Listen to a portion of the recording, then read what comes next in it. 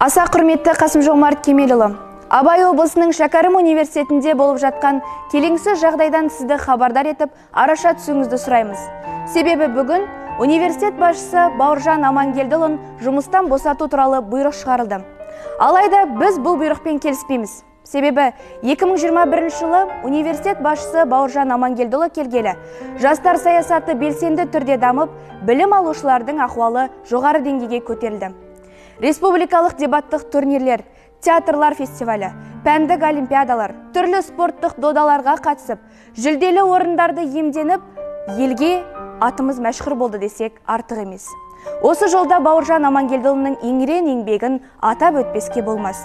Жеңімпаздарға шәкәрім шәкіртақысы тағайындалып, әлі күнге дейін материалдық қолдау көрсетілуде.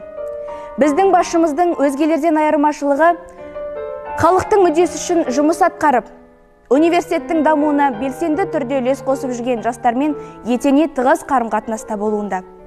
7000 студенті бар шәкәрім шаңырағының жастары атынан Бауыржан Амангелдіұлының осы университеттің гүлдену жолындағы бастаған жұмысын аяқтауына мүмкіндік берулеріңізді талап етеміз. Жаңа Қазақстанда жастардың жанайқайы елеусіз қалмайтындығына біз кәміл сенімдіміз.